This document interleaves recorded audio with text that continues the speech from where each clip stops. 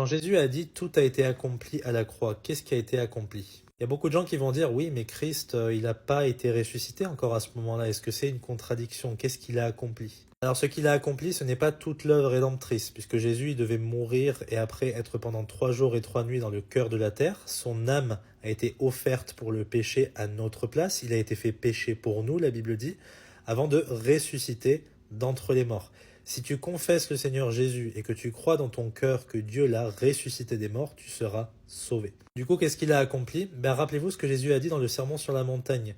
Je ne suis pas venu abolir la loi et les prophètes, je suis venu pour accomplir. L'ancienne alliance que personne ne pouvait garder, Jésus est venu l'accomplir parfaitement.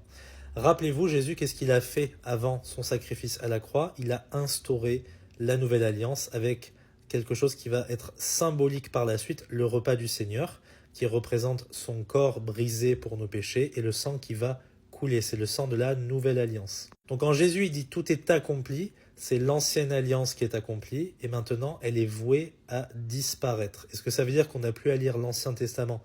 Pas du tout, mais tout ce qui représente les ordonnances de la loi qui pointaient vers les réalités en Christ vont être accomplies et on n'a plus besoin de les observer, comme par exemple les sacrifices d'animaux, garder le sabbat, les restrictions alimentaires, les fêtes juives, etc. Et c'est une bien meilleure alliance puisque la nouvelle alliance, elle est éternelle. Il n'y aura pas une troisième alliance, il n'y a pas une alliance conditionnelle avec le Nouveau Testament qui demandait que le peuple obéisse à Dieu. Non, pas du tout.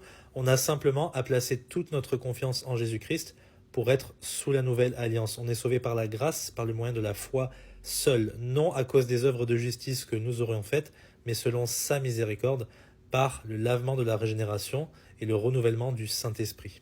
Que Dieu vous bénisse.